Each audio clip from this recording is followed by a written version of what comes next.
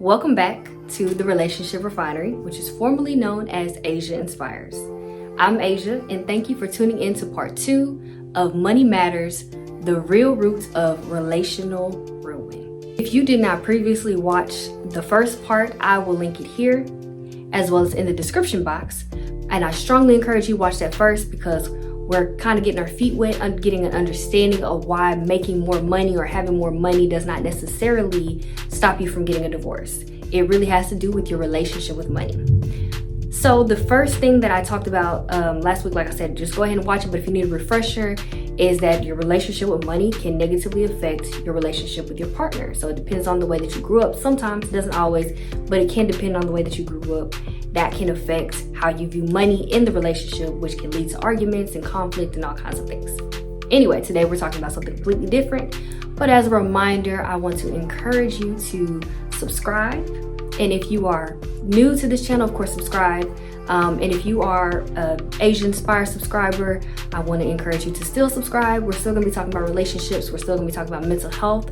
But the purpose of the Relationship Refinery is to provide more resources, more conversation, more things for you to reflect on, so that we can learn how to build healthy relationships as well as learn how to maintain them.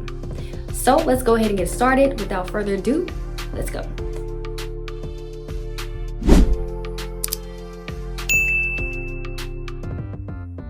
The first point that I talked about, once again, is that our relationship with money can negatively affect our relationship with our partner. But the second part that we're talking about is your time spent at work can negatively affect your time spent at home or your relationship with the person who is at home. So, for example, we live if you live in the US at least, or probably a lot of other westernized cultures, we tend to give our all to our job. We give our time to our job. I mean, think about it. You're spending at least 8 hours of your time at work, typically. That's not including the time that it takes for you to prepare for work, the time that it takes for you to drive to work, the time that it takes for you getting home, all of that. So we're giving our time, a lot of our time to our boss, to our job.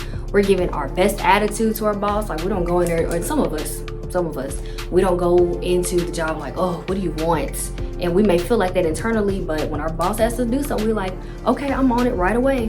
We are prompt to work, or you're supposed to be on time to work. When your boss asks you to stay late, you may gripe and complain on the inside, but you don't let them know, like, hey, I got this to do. You're even sacrificing what's going on at home with your spouse or with your significant other because of what you got going on at work.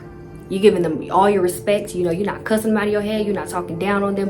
And once again, I know people do this in the little group chats, or they do that in emails between coworkers, but you're making sure you're giving your utmost respect to your boss.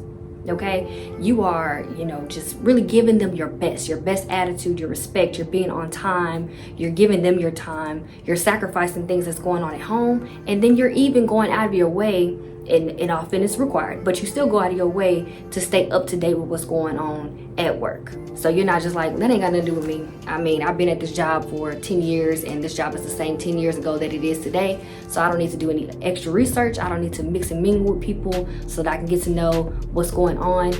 You are like, hey, if there's an article that's going to help you better yourself at your job, you're going to read it. If there's something that your boss tells you need to give immediate attention to, you give immediate attention to it. But what happens when you go home?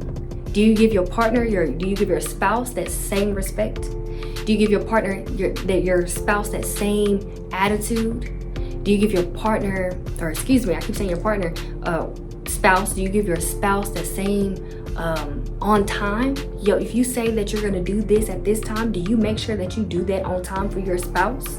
Do you withhold some of your complaints, or either, give them a nice critique in a positive way, the way that you would your boss? Do you do that with your spouse? Probably not. You've been with your spouse for 10 years and you stopped learning about them, but you're constantly learning and getting updates on what's going on at work. You're constantly reading the emails, but you're skimming over text messages or the things that your spouse enjoys. You're just like, yeah, whatever, it's whatever. And you may say, well, that's what's paying the bills. Okay, but who's gonna be there for you in the end? Or who's supposed to be there for you in the end? Because guess what? If something happens to you at that job, they're gonna replace you like that. But your spouse is the one who's supposed to be there. They're the one who made the commitment through thick and thin, sickness and health, rich and poor, for better and for worse. Not your job. Like I said, if something happens to you, if you get sick, you miss too many days, you late too many times, your job does not have to forgive you. However, of course, the Bible encourages spouses to forgive one another. It encourages spouses to be there for one another. It encourages husbands to love their wives as they love themselves. It encourages wives to respect their husbands.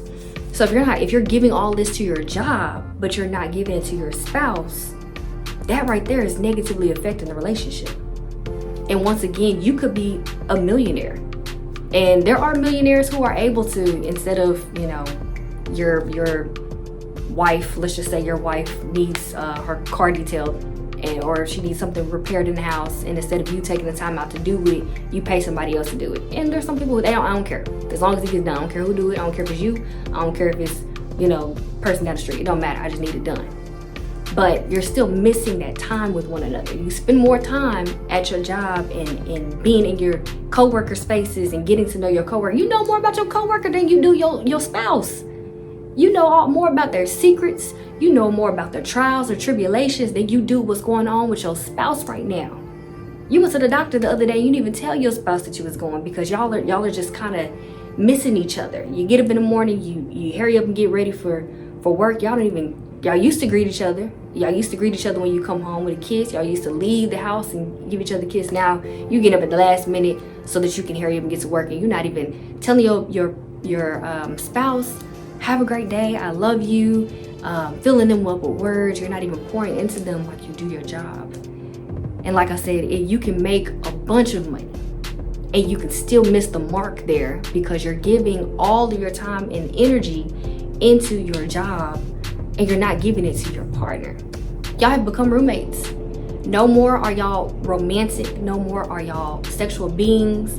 No more are y'all having sex. No more are y'all being intimate. That's not including sex. No more are you pouring into your partner anymore. You don't even remember what your partner's love language is, or maybe you do, but you haven't done nothing for them in a while.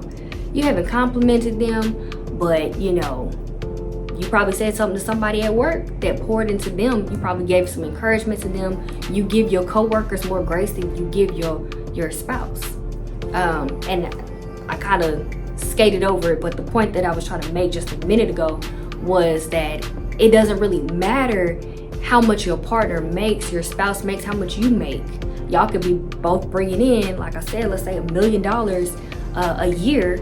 But if it's requiring all your time, your effort, and your energy to the point that, like I said, y'all are roommates, are you really winning?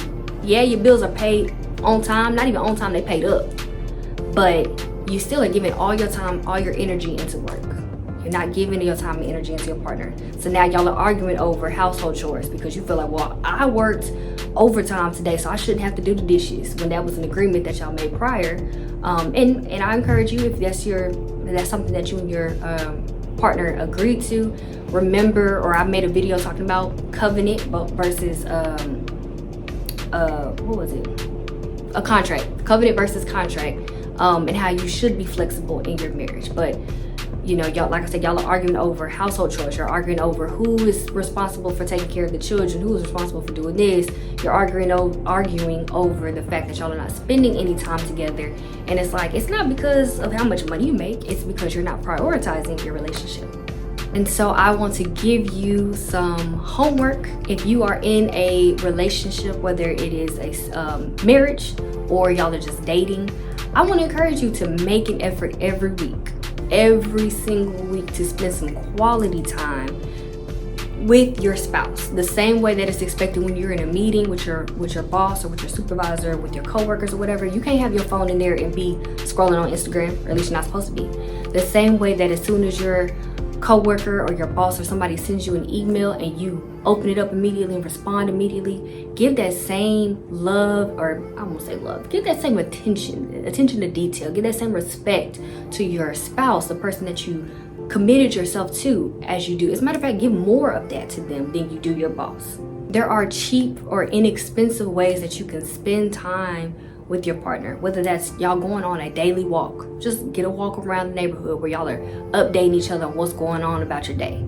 Give them detail on what's going on in your life. Like I said, y'all are roommates. Some of y'all are roommates. Y'all don't even know what's going on, and you don't even know that your partner was crying last night, boo-hoo crying last night, because you don't ask, or because they don't feel comfortable, they don't feel connected enough to tell you. Walmart literally has flowers, or at least in Texas, I'm in Texas. Walmart has flowers, a bouquet of flowers for $5. If you can't if you can't sacrifice your cup of coffee, the money that you was gonna spend on your cup of coffee or whatever you spend $5 on, and get your partner, your wife, your whoever, some flowers, please do better. Y'all can do something at home. I mean, whether it's get a glass of wine. I mean, it don't have to be no expensive wine. Get you a nice glass of wine that you enjoy though. Turn on some music. Put on that Spotify or YouTube playlist, and y'all sit in the living room and talk, dance, like do the things that y'all used to do when y'all were dating previously. Laugh, watch a show together, and talk about what you feel like, your predictions on what's gonna happen. Talk about what you would do in that situation. But either way, what I'm trying to tell you is, if you're in a relationship, make sure you are dedicating more time, more energy, more respect, more gratitude, more timeliness. Put it on the same way you got the reoccurring meeting at 9 a.m. every Wednesday, the same way that you have that, make sure that you are doing that with your spouse. We got a date night, 6 p.m. every Thursday or something, something. Write in your calendar and keep up with it. Do not forget, because you wouldn't forget it at work. So make sure you're not forgetting it there. And if you are single, find ways to make sure that you are decompressing. Find ways to make sure that you are not bringing your work at home. And if you're bringing it at home, make sure that you're cutting it off at a certain time. Practice that now, so that when you get a significant other, when you get a spouse, it'll be second nature. You'll already have an expectation that at this time we cut off work. We shut off work emails. We're not responding to these text messages that dealing with work. We're not even talking about work. It's just us. Get in the habit of taking yourself out on a date. Just get in the habit of putting this on the calendar, and putting your job second, not above your spouse, and definitely not above God. Get in the habit of that, so that when you do get in a relationship, like I said, it'll just come like second nature. Anyway, that's all I have for today. Stay tuned for next week, where I'm going to be talking about the third part. If you have any questions, make sure you leave them in the comment section below. Share this with a friend, and as usual, subscribe.